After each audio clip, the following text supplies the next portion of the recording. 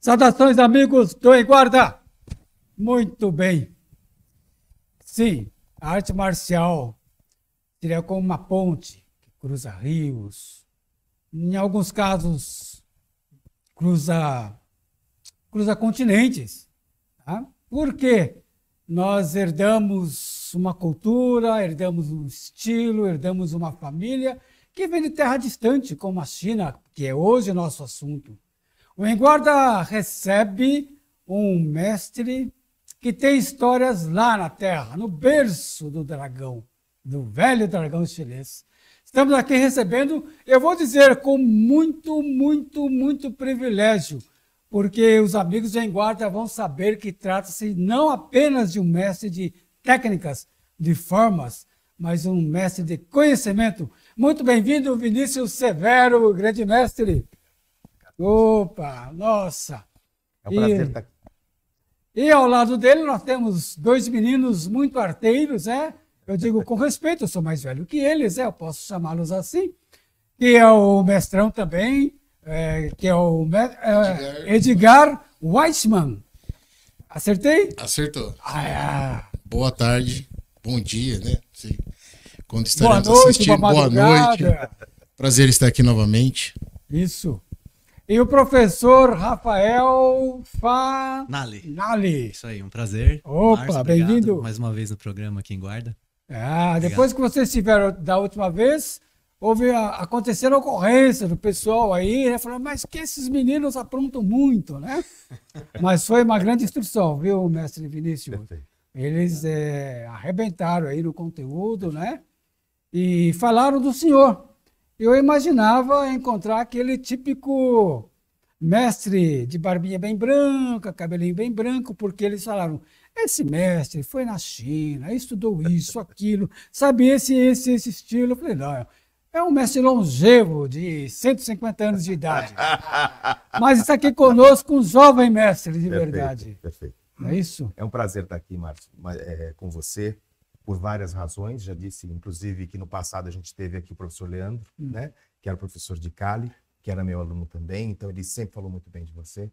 E você é uma presença marcante na região também, todo mundo te conhece, te respeita muito, então para mim é uma honra estar aqui, para poder trocar com o pessoal de casa um pouquinho daquilo que a gente vem cultivando ao longo dos anos. Mestre Vinícius, eu falo como curioso, um praticante, também um humilde estudante da arte marcial. Eu assim fico muito emocionado em saber que estou com alguém que não apenas fez um cursinho na China, né? Alguém que viveu na China, perfeito, né, mestre? Perfeito. Eu acredito que quando você pratica alguma coisa, seja ela qual for, quando você vai até o berço e você procura a real origem daquilo, a sua mente se abre, né? Se abre para a realidade e não para aquilo que alguém pensa que é. Então, em algum momento eu senti que precisava conhecer com profundidade alguma coisa. E aí eu me aventurei e fui. Não é simples, não é fácil. Ir para a China tem grandes dificuldades a iniciar pelo idioma, mas também a localidade e as pessoas que têm conhecimento e aquelas que dizem que têm, realmente não necessariamente tenham. E essa viagem, né, que aconteceu só foi possível também pelo fundamento que eu construí aqui, junto com os meus professores daqui também, né? Então, é importante dizer, porque sem uma base sólida, você não consegue transpor grandes patamares. Então, graças a grandes mestres com quem eu tive o prazer e a honra de treinar, essa viagem foi possível e o aproveitamento dessa viagem também.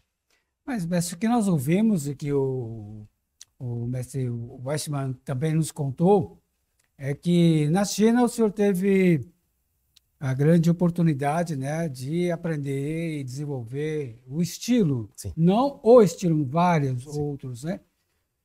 E alguém diz assim, você já navegou pelo Rio Negro ou na confluência do Rio Negro com... bom, eu estou falando... Sim, eu estou falando de alguma coisa de navegar. Uma coisa é... Alguém falou, você já navegou, já fez esse percurso na água? Alguém diz, sim. Fez aquela coisa de turismo. Sim. Né? E alguém chega e fala, não, eu mergulhei. Isso. Eu mergulhei. É diferente. A experiência é outra, né? Agora, novamente, às vezes você tem do seu lado uma pedra preciosa, mas por ignorância você não conhece aquela pedra preciosa. Então não adianta você ter o ouro do teu lado se você não sabe o valor que o ouro tem. Então, quando você aprende, cultiva e se aprofunda, e vamos pensar no dia de hoje, né? Hoje nós temos aí mecanismos de busca que permitem que a gente identifique muitas coisas interessantes, muitas pessoas com muita coisa para passar para a gente. Então, cabe às pessoas que estão querendo se aventurar para esse caminho de arte marcial conhecer quem é, por que dessa arte marcial, de onde ela vem, por que ela é desse jeito, por que ela não é do outro jeito, qual é o intuito daquela arte marcial, qual é o intuito daquele professor, a linhagem, ela vem da onde, sabe? Então, essas coisas são importantes para que você tenha, no mínimo, um pouquinho de percepção da realidade daquilo, né? Lógico, você pode decidir fazer qualquer coisa que você quiser, e não tem problema. Entretanto, se você decidir por algo que não tenha uma história muito longa, sabendo disso não há problema. O que não pode acontecer é você esperar que aquilo que você está praticando tenha uma história, tenha um fundamento e de repente não tem. Então eu diria assim, o Kung Fu ele é uma arte que ele foi mistificada durante muito tempo, né? Até por conta dos filmes, né? Você vê, os filmes têm essa questão de nos levaram para começar a praticar, mas ao mesmo tempo existe uma mística por trás, né? Quantas pessoas não começaram a fazer Kung Fu com vontade de aprender a voar? Né? E no final perceberam que não era nada disso, né? De repente o objetivo muda ao longo do tempo.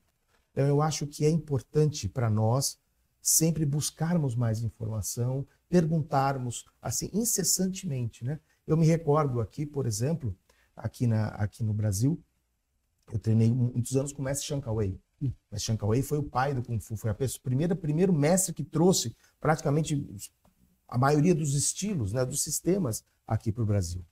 E eu me lembro que nas nossas aulas, elas tinham, além do treino físico, do treino técnico, nós tínhamos um momento do cafezinho, ou chá. No caso, ele gostava de café, mais de café do que de chá. Então, no momento do cafezinho, era o momento que a gente perguntava sobre as histórias dos mestres dele, a história dele, como é que era isso, como é que era aquilo, aquela arma, como é que é.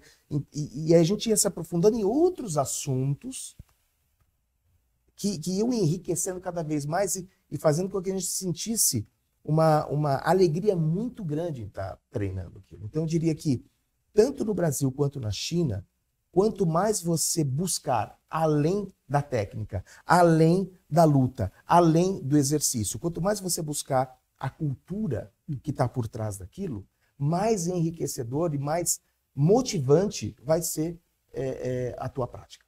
Os seus discípulos, na última conversa, o professor Rafael disse assim, seria como no Kung Fu, uma arte marcial, digamos assim, sem procedência, seria como estudar se formar numa medicina, lembra disso? Lembro. E não ter, no final, o reconhecimento do MEC, né? Você fez tudo aquilo, mas ele não veio com essa carga histórica, essa coisa dos antepassados, né? Isso a gente valoriza bastante, né? Esse é um dos motivos que a gente valoriza tanto o mestre Vinícius, né? Acho que é uma questão de escolha, né? Porque se a pessoa sabe que não vai ter, neste exemplo, se ela sabe que não vai ter o dispositivo do MEC, se ela tem essa consciência, tudo bem, é uma escolha dela. Sim, é a escolha. Não tem problema nenhum. Mas se ela pretende ter e aquilo não vai ser entregue para ela, frustra. Então é muito triste, né?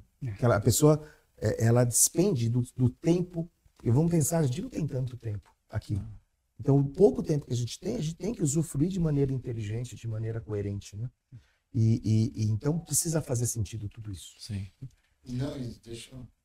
Não só a questão do tempo também, que é importante, mas não só isso. Agora, você imagina fazer algo que não passou pelo crivo do tempo. Que não foi... essa é a questão.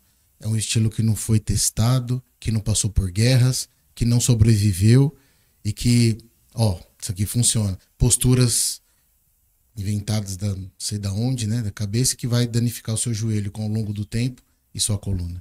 Esse é o pior prejuízo que... O mestre, eu acho que você está me dizendo que o estilo, o sistema do Kung Fu, quando nós falamos do tradicional, quando se fala em teste, é porque ele passou por provas de fogo para estabelecer o seu rito de...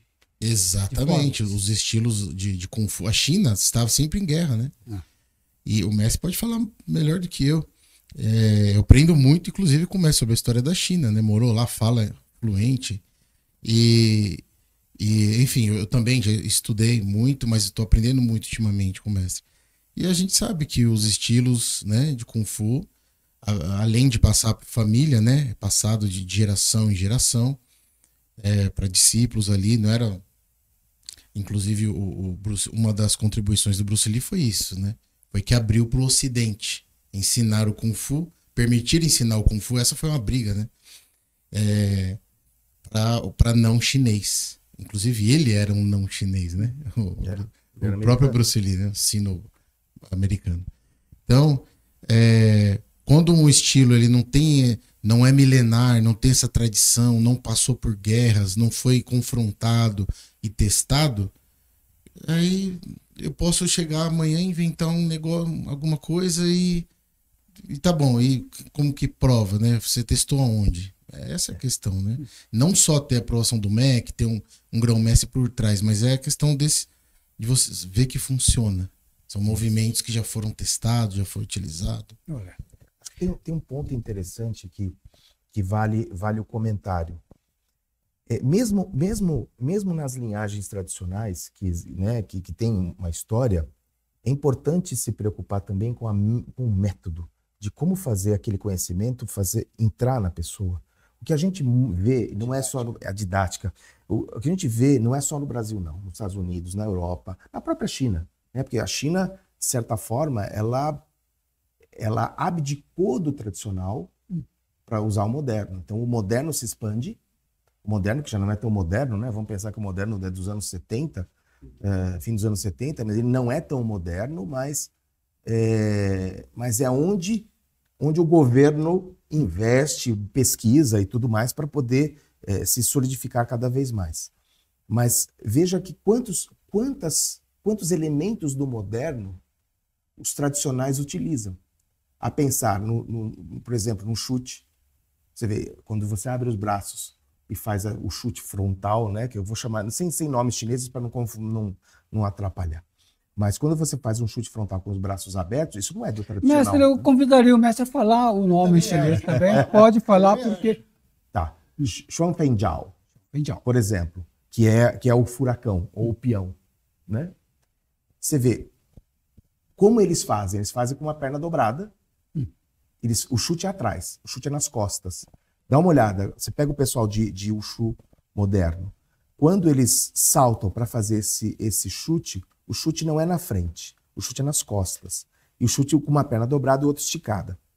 Esse tem no Taekwondo também, tem várias outras artes marciais que tem perna como ponto forte. Eles fazem assim, mas por quê? Porque ele tem uma conotação de exibição. E hoje você vê pessoas do tradicional preocupadas em fazer assim, às vezes tem a luta como objetivo, mas utiliza a técnica da execução e não necessariamente da luta. E isso faz com que a luta se perca. A luta perde um pouco do sentido. Quando você vai buscar somente a plástica no movimento, você perde o sentido do alvo. Né? Então, essa questão do método ela é importante nesse sentido, porque você precisa saber o que você quer fazer. Precisa estar claro o que você quer fazer. Você quer fazer para demonstração, então é um tipo de treino. Você quer fazer para luta, é um outro tipo de treino, embora a técnica seja a mesma. E precisa ser a mesma. Né? Não adianta simplesmente você fazer um taolu ou um cati muito forte, rápido, bonito e tal. E na hora de lutar, você vai lutar só o sandá. Ué, mas pra que você tá fazendo aqueles movimentos todos se na hora do vamos ver você faz jab, cruzado, upper, chute frontal e chute lateral com o peito do pé? É só isso. Então não pode ser mais do que isso, mas é método. Como fazer para treinar esse método? Então, eu acho que esse tem sido o desafio dos professores da minha geração, principalmente, em tentar buscar melhorias no Wushu moderno, mas sem descaracterizar o tradicional, porque o tradicional foi o tradicional que sobreviveu esse tempo todo. O Wushu moderno ele sobrevive porque existe competição, porque existe todo um aparato governamental. Uma política. Exato. O Wushu moderno era muito bonito, né? Muito salto, muito giro, mas haja joelho, haja coluna. É impraticável você colocar esse sistema do Wushu moderno nas escolas, aí nos bairros e tal, porque como que vai entrar? Por exemplo, a maioria hoje dos nossos alunos não são atletas, que vão com 20 e poucos anos, que querem participar de campeonato. Tem muito pai de família, mãe de família, gente que quer emagrecer, que quer treinar, fazer uma atividade com o filho. Como é que eu vou fazer um Wushu moderno, né? Então, não faz sentido. Mas, meu querido mestre, eu pergunto uma coisa. Em termos de... Quando nós falamos em arte marcial, eu, assim, com todo respeito, eu não incluo o Wushu moderno. Né? Ele é uma exibição. Perfeito. Dentro do que Mas funciona, né? Lógico. O sandá funciona. O sandá é muito bom. Funciona, mas não é o tradicional que você aprende. Não foi uma coisa. Não é chinês isso, né? É um pouco diferente. O que o mestre falou, nessa questão de você...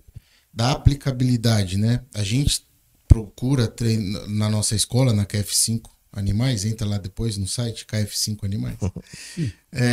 A gente costuma dar o treino, eu falo assim, ó, isso aqui é boxe chinês. Aí eu dou o treino, ó, boxe jab, direto, né?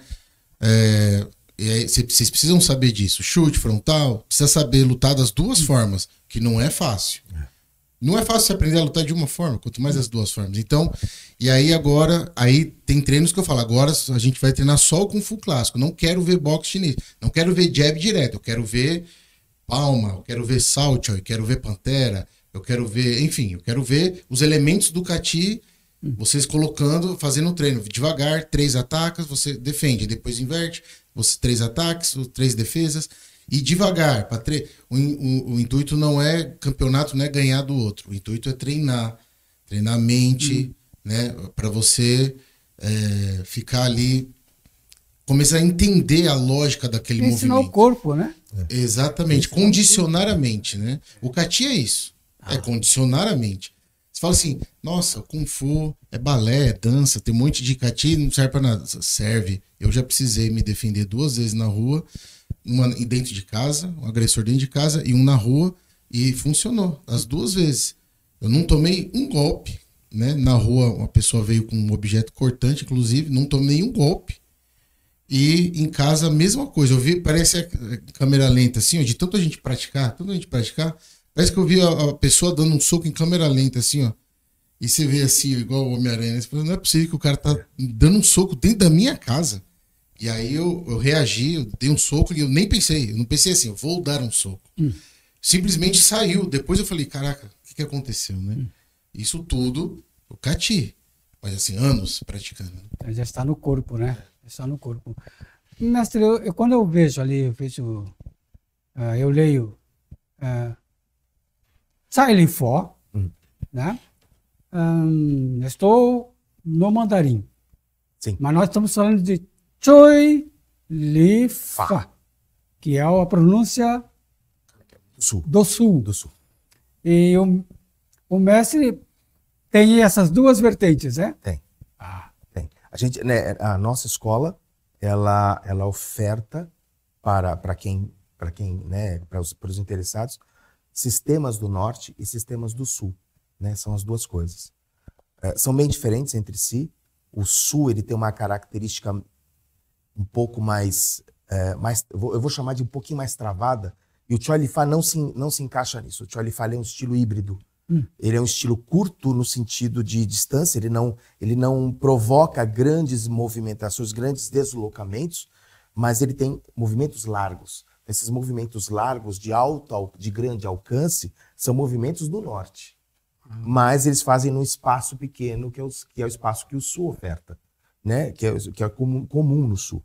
Então, quando você vê, por exemplo, pessoal, norte e sul, qual que é a diferença?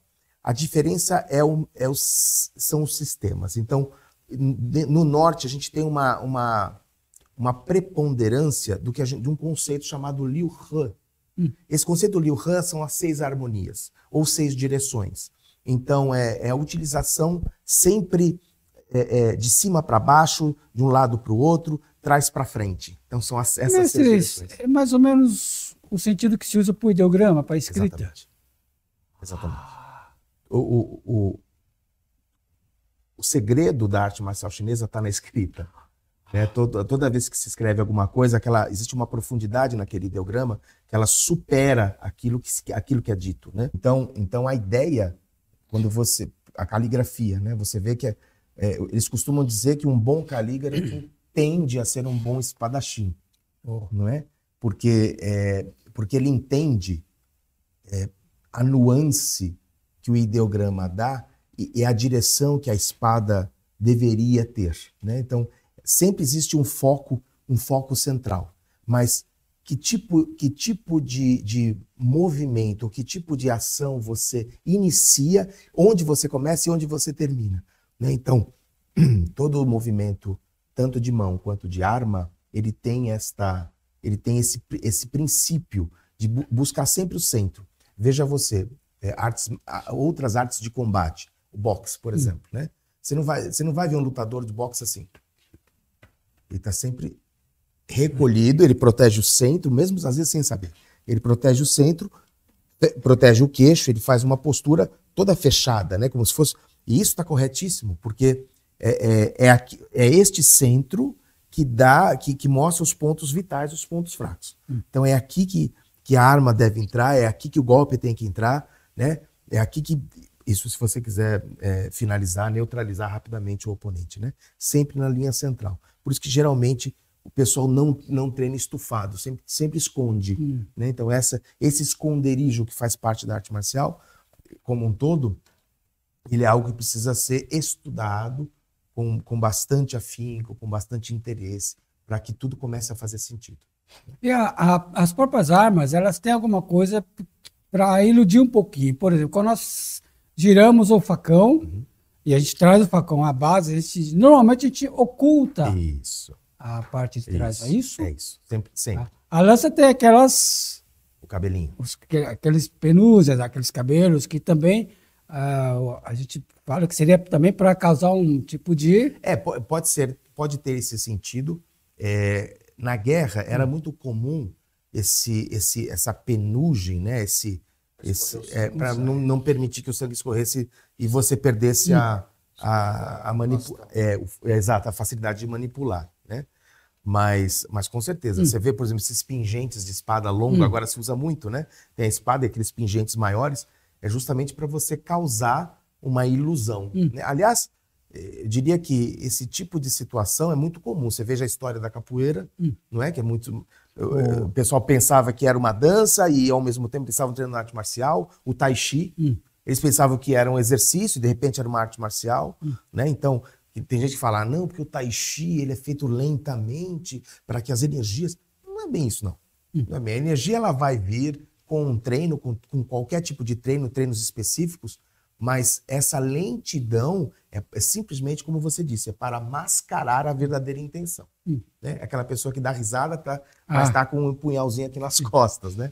Uma coisa interessante que eu vejo no Tai Chi é que assim, eles estão naquela postura numa pua, de repente eles, do nada, na base zero, sai um chute veloz. Isso. Eu falo, para praticar isso tem que ter muita boa vontade, treino e esforço. Então o Tai Chi realmente é uma lentidão disfarçada. Né? Exatamente. Agora, é lógico que você não vai poder... você não pode treinar... Vamos lá. Você pode treinar o Tai Chi e, de novo, quaisquer objetivos da prática da arte marcial são válidos. Quero fazer amigos. Quero ficar mais flexível. Qualquer coisa é possível. Agora, se você treinar como arte marcial, você precisa encarar isso como uma arte marcial. Olha. Né? Não pode simplesmente treinar para demonstração querendo uma arte marcial. Não é isso. Né? Então, assim, existe vantagem no Wushu contemporâneo, a gente precisa dizer, porque isso transformou pessoas sedentárias em atletas. Então, isso é importante. Sim. Mas qual é o objetivo? O objetivo... Porque se a gente olhar o Kung Fu como um todo, ele é muito mais próximo do Krav Maga do que da ginástica artística. Ele serve para defesa pessoal. Então, quando ele entra em campeonato, muita coisa se perde. Veja o Taekwondo. O Taekwondo, quando ele começou a virar olímpico, muita coisa se perdeu. Técnicas importantíssimas se perderam. O Kung Fu também. O próprio Jiu-Jitsu, né? Jiu-Jitsu. Eu sou praticante de Jiu-Jitsu também. O Jiu-Jitsu não é igual da época dos Gracies. Tanto é que tem até um meme aí que o pessoal tá usando ultimamente. O cara vem, aí ele se joga no chão, vai, pula em cima de mim pra você ver. Por quê? Pra começar na guarda já, né? Então, o jiu-jitsu, ele era mais marcial, ele era mais praticado, tinha defesas pessoais, né, em pé. Agora virou, o campeonato, ele dá uma mudada, né, uma estragada na arte marcial, porque aí você pensa na pontuação, aí no jiu-jitsu você pensa o quê? Fazer vantagem. Ficar por cima, tem a vantagem, 2 pontos, dá enfim, aí tem essa questão de lutar pelo ponto. Né? É igual no Kung Fu. Fazer o ponto, a queda, não pode cotovelada. O Kung Fu tem cotovelada. E é interessante, né? O Kung Fu tem cotovelada. Você vê, todos os estilos têm uma forma que é a forma de cotovelo. Por exemplo, o Louva-a-Deus tem 4. 4 formas de cotovelo, são as últimas formas. Os Bajou, né? Os 8 cotovelos. São 4 Bajou. Normalmente, nesse estilo que mais de Hong Kong, é uma forma. Só foi cultivado uma dessas formas. Então, normalmente, esse Louva-a-Deus de Hong Kong só tem um Bajou. Mas todos os estilos têm uma forma de Jou, de cotovelo, que deve ser praticado. Né? Todos eles têm uma. E não pode usar em campeonato. Então, você vê, você perde a coisa tão rica e tão fácil de usar. Na verdade, você perde. O Kung Fu vira kickboxing, né? Vira kickboxing. Agora, tá muito legal, mas eu pedi pro mestre contar aquela história do Wong, né? Mestre Wong. Antes do mestre chegar nessa parte das confidências lá da China, perguntar para o professor, né, professor Rafael, que já tem assim uma prática interessante, veio do Karatê, não é isso? Karatê, E hoje está atento e ouvindo, você tem o seu parceiro, o seu mestre também aqui, que é de longa data, não é isso? Sim. E hoje ouvindo o nosso mestre Vinícius, né, que está com todo esse conteúdo. E a pergunta é uma pergunta simples, mas é a pergunta que eu me faria diante de estando ouvindo um mestre conversando, né, e contando as histórias. Que uma coisa é quando a gente pratica e ouve falar. Outra coisa é quando a gente pratica, ouve falar e está de frente com quem viveu aquilo. Vivenciou. Então, no seu aprendizado, este momento de estar comungando essa parceria diretamente com o mestre, né? Em nível de prática de Kung Fu, de arte marcial, não é isso? Sim. Como o professor Rafael, né, se posiciona, né? Antes eu era isso, hoje estou nesse patamar, né? Sim, eu falo que é assim, né? Até brinco aqui com o Edgar, nos últimos 3 anos a gente cresceu mais do que acho que os últimos 30 anos treinando, né? Porque a forma como a gente aprendeu era uma forma. Até que o mestre Vinícius falou, né? Que era uma forma japonesa de aprender. Hoje a gente mudou até a forma da gente ensinar, porque a gente está ensinando hoje uma forma chinesa, um método chinês, né? E assim, culturalmente também, porque quando a gente conheceu o Vinícius, a gente tinha uma realidade. Parecia que a gente vivia numa bolha, protegido. Parecia não. A gente vivia numa bolha. Quando conheceu ele, parece que fez BUM! Sabe? A coisa... E muita coisa do que a gente achava que sabia não era bem assim. Por quê? Porque a gente só ouvia falar. A gente não tinha essa coisa da vivência que ele teve dele falar, assim, eu fui lá e é assim. Então... Mas se você me permite, acho que tem um ponto aqui. E de novo, você só consegue ver porque você teve uma base sólida, entende? Sim, a base foi excelente. Isso é importante dizer, porque se você não tem esta base, Pode ser, o ouro não faz sentido, você não enxerga o ouro, entende? E não estou dizendo que o que eu trago é melhor do que qualquer outro. Não é nada disso. É diferente. Existem às vezes, o que existe às vezes é uma afinidade que acontece diferente de uma pessoa para outra. Sim. Né?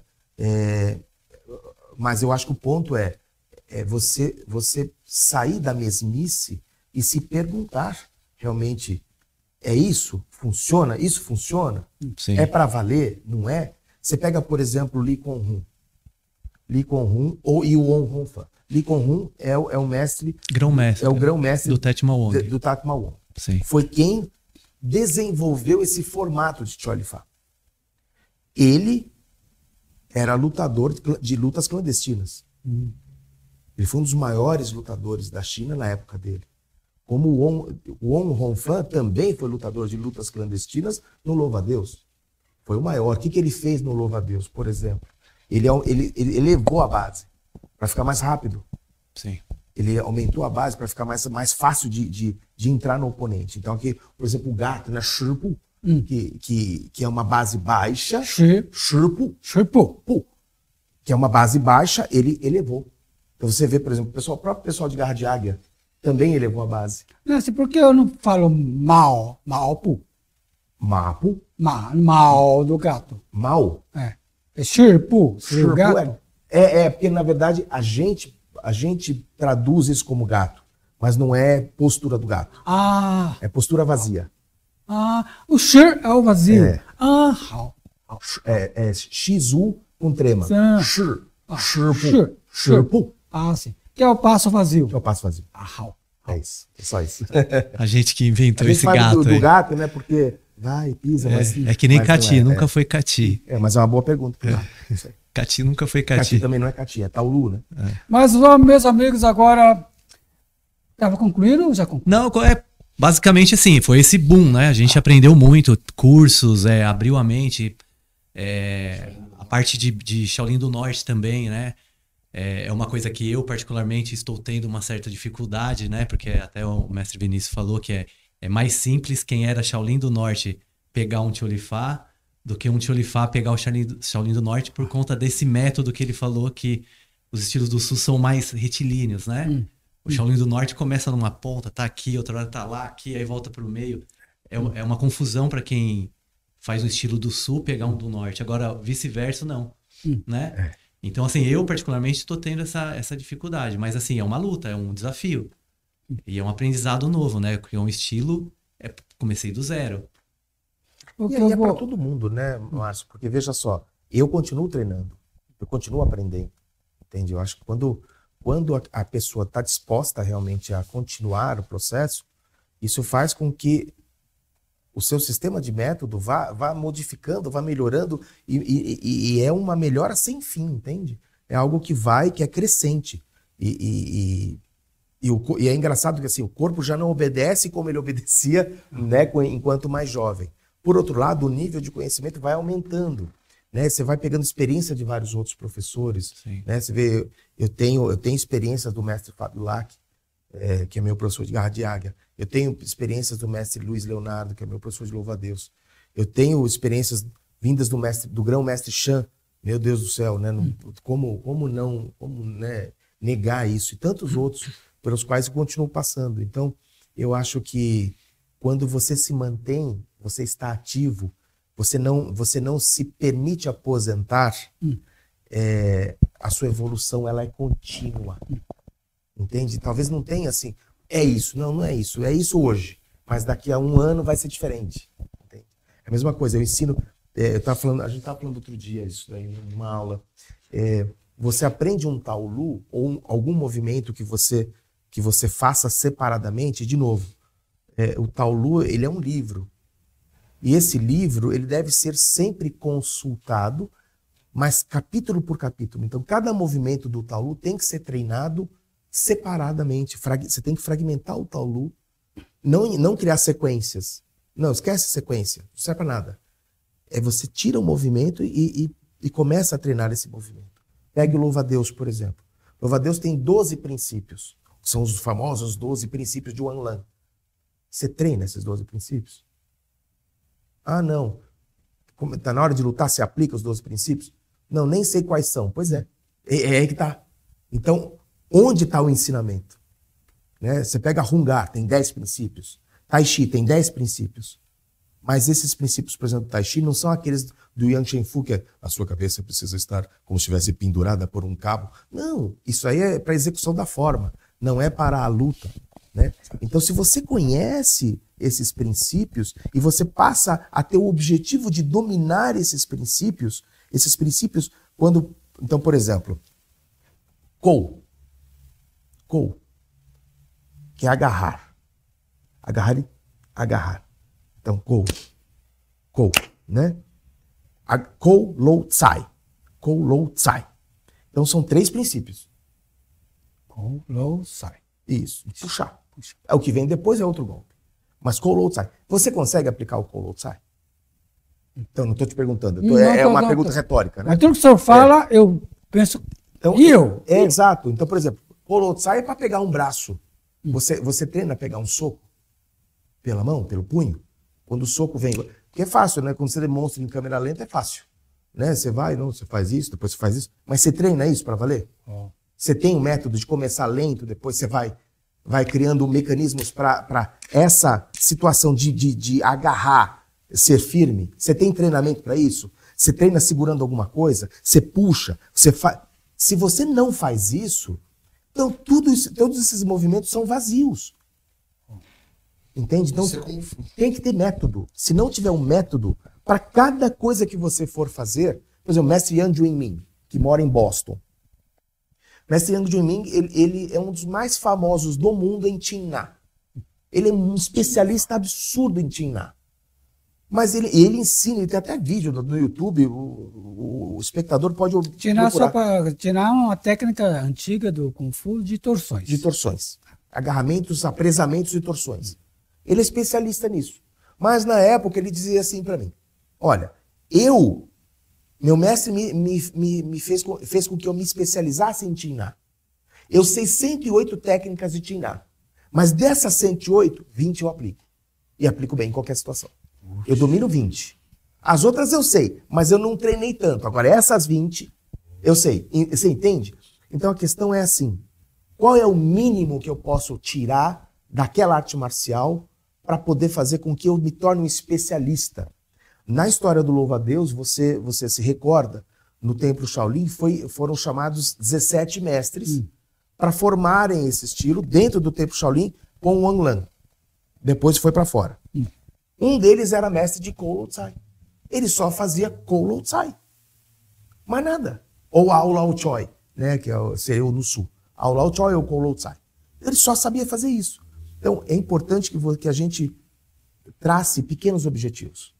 Quando a gente pratica uma arte marcial, seja para que for. Poxa, eu preciso aumentar a minha flexibilidade. Então, vamos treinar a flexibilidade todo o tempo, até que você consiga minimamente. Conseguiu minimamente, qual é o próximo objetivo? Eu quero calejar minhas mãos. Precisa? Não precisa, mas você quer? Quero. Qual é o treino para fazer isso? Então, caleje as mãos. Flexão em cima de pedrisco, bater na parede não recomendo, que não faz bem pro coração, mas assim, até que você conseguiu, beleza, qual que é o próximo? E não precisa ser Catis ou Taolus, pode ser, pode, mas o ponto é o quanto você está disposto a se aprofundar naquilo. Veja você, estamos em Osasco, né?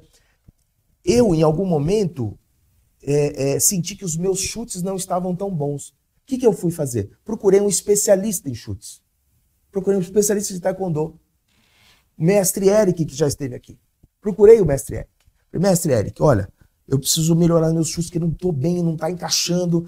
Tem coisa que está desencaixado, não está tendo potência. Ele, tá bom, vem aqui, a gente te ajuda. Como eu acabei mudando de Osasco, eu acabei buscando então outro professor lá em São Paulo, que eu estou com ele hoje. Mas para quê? Para melhorar a capacidade que eu tenho de chutar. O Edgar faz jiu-jitsu. Ele sente que o jiu-jitsu é um bom complemento. Eu acho que o interessante é isso. Você precisa saber o que você quer com a arte marcial. Quando você sabe o que você quer, você precisa entender se você está caminhando para essa direção. Se você está caminhando para essa direção, caminhe até conseguir aquilo. Conseguiu aquela habilidade? Você está satisfeito com isso? Tá, ótimo. Continue treinando para não perdê-lo. Mas se você quer mais, se aprofunde mais. O mestre, ele fala e a gente vai viajando nas situações, porque hoje nós vamos falar de arte marcial TikTok, né? Que assim, as pessoas fazem qualquer coisa, já expõem isso nas redes sociais, e isso ganha muitas visibilidades e tal, e aquilo se torna o boom, né?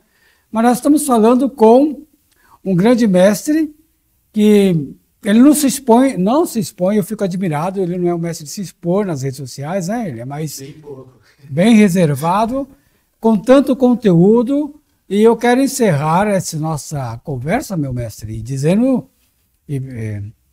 de volta à China, né? Porque eu estou muito curioso, né? Nós estamos quantos minutos, capitão? 40, 50? Tá? Para saber como o mestre chegou na China, a sua trajetória ali, no seu conhecimento. Perfeito. Lá, cara. A China foi inusitado, porque eu tinha 3 objetivos na China.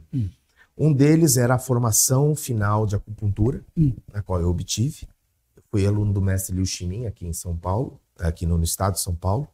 O mestre Liu Shimin é filho do mestre Liu Pailin, falecido mestre Liu Pailin. Então, aprendi acupuntura com ele e parte desse treino era finalizar na China.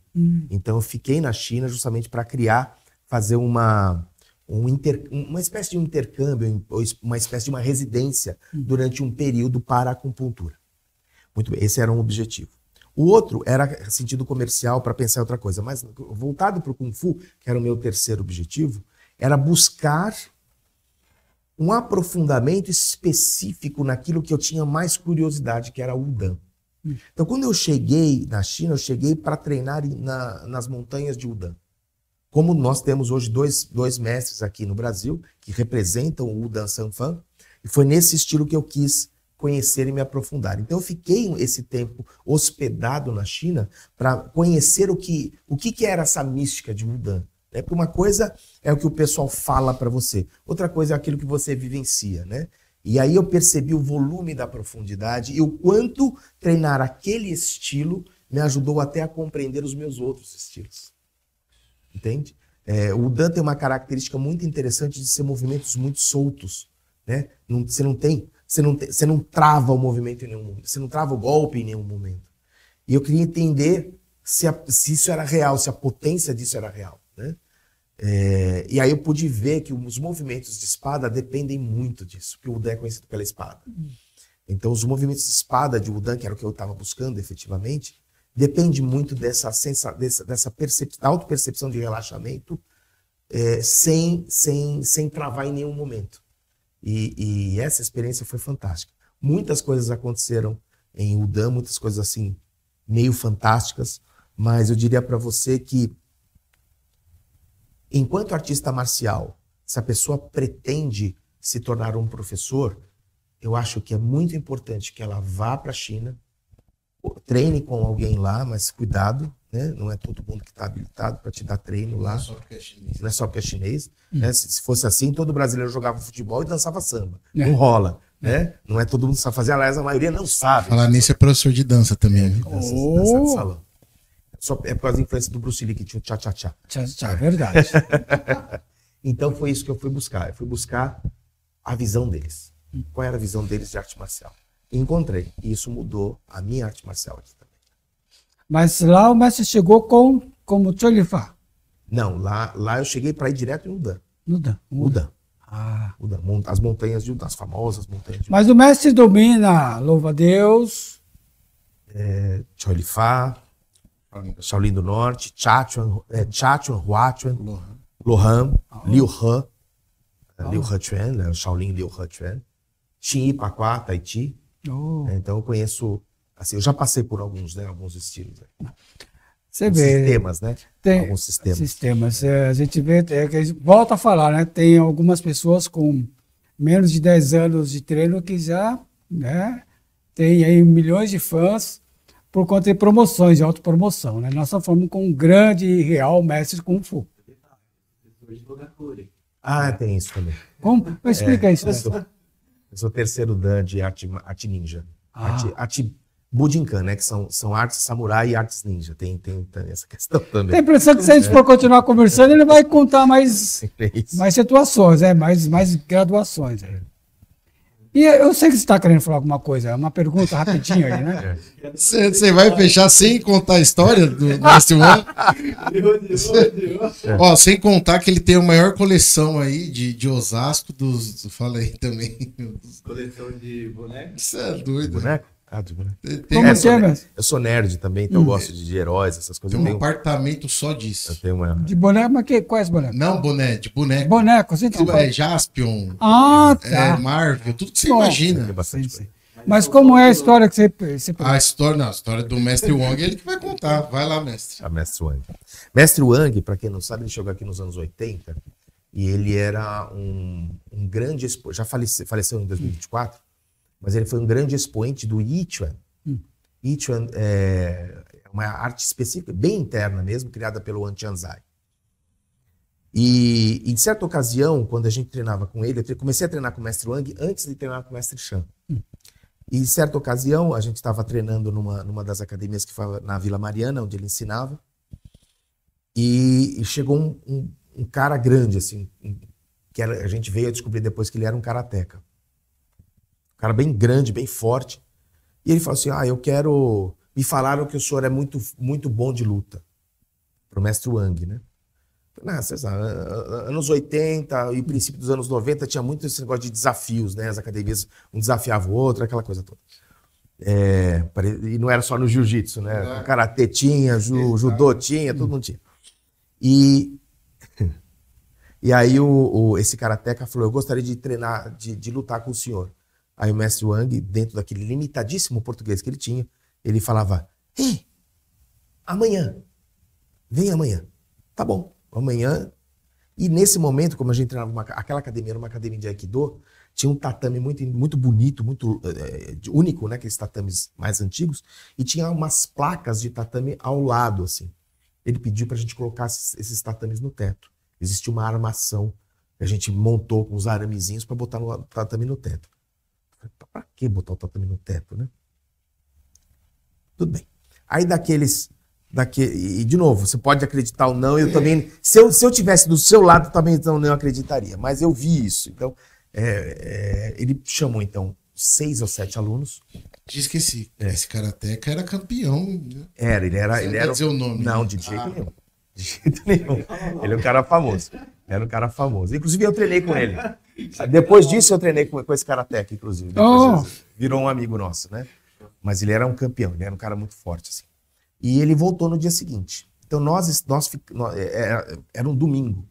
Chegamos no domingo, os tatames estavam inseridos já por arame ali em cima. E aí o Mestre Wang se colocou à disposição para treinar com o cara. E assim, o Mestre Wang já não era um cara novo naquela época, já devia ter os seus 60 anos, né? Para lutar com um cara jovem, com vitalidade, com 30 anos, gigante, super forte, que dava chute em pneu, arrebentava pneu no chute, não é qualquer um, né? E a gente ficou meio apreensivo, o Mestre Wang pequenininho, parecia um mini craque, né? Meio pequenininho, assim, poxa, a gente achou que realmente não fosse dar, né? Ficamos apreensivos. Aí ele falou, tá bom, vem. Aí ele veio e tal, se aqueceu, né? O Mestre Wang fumando. Fumando. Ele, Aí o cara abriu o espacate, assim, ele, assim, admirando, né? O Mestre Wang era muito sincero, muito, muito engraçado. E aí começou. Aí na luta, aí o cara começou devagar e foi acelerando, né? E o Mestre Wang saindo. Assim, uma velocidade de esquiva que era algo que já... Eu falei, opa. Diferenciado, né? É diferenciado. Porque ele saía com bastante velocidade e saía do campo de ataque, da área de atingir. Ele não conseguia... Se o cara estendesse a perna, ele já não atingia ele também. E ele voltava muito rápido. Aí chegou uma hora que o Mestre Wang... Eu não sei o que ele fez. Ele catou o braço do cara e fez assim. Deu um tranco no cara, o cara deu uma balançada e jogou o cara no teto. Pá! Pum, pum! E a gente ficou assim, ó. Não tinha um celular para filmar isso. Não tinha. Nem tinha celular. Imagina, celular. O máximo que tinha era aqueles telefones dentro do carro. Por isso o tatame no teto. No teto. Aí nós tudo assim, mestre, o que é isso? Dele. Meu treino. Nossa. Ele não falou o nome da arte dele. Porque não é arte. Não é a arte que é melhor. É o treino dele, é o quanto ele treinava. Então, ele falou, se você treinar muito, vai chegar nisso. O cara amou apanhar do mestre Wang, virou aluno do mestre Wang, e eu virei aluno desse karateka também para aprender outras coisas. Então, assim, foi assim, uma das demonstrações mais fantásticas e absurdas que eu já vi. Mas o cara gostou de apanhar? Gostou, né? Porque ele falou, ele não entendia, ele não sabia o que tinha acontecido. E qual o nome dele mesmo? Não. De jeito nenhum. Estou vendo que estou vendo a provocação aí. Vou cantar rapidinho, já estourando o nosso tempo, mas vou contar só para como os mestres são mesmo assim. Eu estava no Peru e estava fazendo um curso com o mestre Xi Zhenjiang, que é o mestre lá de Taiwan, né, de Taipei. E nós estávamos fazer um curso numa área livre e tal. Ele ia apresentar uma forma para a gente, ensinar uma forma, assim, uma reservada de luta, né? E tinha, por coincidência, tinha uma aula pública de karatê. E esse nosso mestre, né, com aquele jeito de mestre, aquela roupinha de mestre, aquele estilo bem chinês, ficou parado na porta da escola. Ele pôs a mão na cintura, bem chinês, e ficava assim. Eu falei, não estou vendo isso, eu não estou vendo. Aquela situação provocativa. Só estou contando isso para ver como que em algum momento as artes marciais se confrontam nesse sentido, né? Mas a questão da prática, eu acho que ele vê a coisa acontecendo errada, ele estava sinalizando não desfazendo do karatê, mas do ensino. Treino, daquele método. Daquele método, né? Tá bom? É isso. Mas isso é a lição que nos foi dada lá. E meu mestre Vinícius, só posso dizer que hoje foi uma instrução espetacular, né? Eu que agradeço essa oportunidade de estar aqui, poder falar para o teu público um pouco mais a respeito, para que a gente se aprofunde um pouco mais também, para que enxerguem o Kung Fu como uma maneira muito maior do que simplesmente uma luta, mas que seja algo assim que traga cultura, traga valores. Acho que o que falta na arte marcial são valores. Precisa cultivar valores além do físico. Professor Rafael, muito obrigado novamente. Eu que agradeço, Márcio. Prazer, satisfação. Uma honra estar aqui hoje. Então, né? Uma aula, né? Uma aula. Mais uma. Eu ainda tenho a honra de encontrar toda semana. Então. E esse vai ficar sem a resposta, né? Ao vivo, né? Direto, né? Mas ele gosta de dar uma cutucada. Não é de agora, né? Agradeço aí também, mais uma vez, o convite. Também queria chamar, não sei se vai ao ar antes do dia 26 de outubro, né? Se for, teremos dia 26 de outubro, que cai no domingo, vai, né? Sim. Que cai no domingo, o mestre dará um curso pra gente de Wudan, tá? De forma de espada reta e o cati de mão, apenas R$450. Esses 2 catis lá na KF5 Avenida. Então, repita, o Wudan, para quem é da arte marcial, sabe que é aquele sistema absolutamente mágico, né? Posso passar o endereço? Sim, deve passar. A KF5 fica aonde? A Avenida Ildebrando de Lima, 566. Segundo andar. Ok. Perfeito. Então vai ser dia 28? Dia 26 de outubro, é Osasco, tá? Dia 26. Os 2 cursos, né? Os 2 cursos. Dia 26 vai ser o curso de mão, aí depois o penúltimo domingo de novembro, né? E tem uma aula teórica também. É um curso, tem certificado, tudo. Não é só aprender o cati e acabou. Completo. Não é isso, não. Mas, Vinícius, só para agora, para finalizar a nossa conversa, esse treino, é isso? Treino. Hoje, com todo esse seu conhecimento, eu vejo os olhos do mestre brilhando como sempre, mas eu sei que o mestre também me contei. Essa informação foi dada no primeiro encontro com seus alunos, mas foi-me dito que o mestre também tem uma vitória pessoal na vida, Sim, né? Sim. Isso é mais profundo, né? Mas eu diria que faz parte do processo de querer vencer, né? Então, eu tive uma doença um pouco mais pesada, né? Tive um câncer um pouco agressivo, né? No intestino. E um momento difícil, né? Porque desde a hora que você sabe da situação, até o tratamento, até tudo aquilo, e tem reviravoltas, não está funcionando, agora está e não está, aquela coisa toda. Mas eu diria assim, para resumir, né? Foi um aprendizado pessoal que me reaproximou do Criador, de Deus Pai. Então eu diria que a gente não precisa procurar a espiritualidade só quando está com problema, mas pelo contrário, para agradecer todos os dias, porque todo dia é uma oportunidade que a gente tem de fazer as escolhas certas. E fazendo as escolhas certas, isso vai nos aproximar não só do Criador, mas vai nos aproximar da melhor parte de você mesmo. Então, poder estar com outras pessoas e mostrar esperança para outras pessoas, que ela existe e ela é possível, é isso que faz com que a gente se torne cada vez mais humano e cada vez mais necessitado de poder ajudar as pessoas que estão à nossa volta. Espetacular.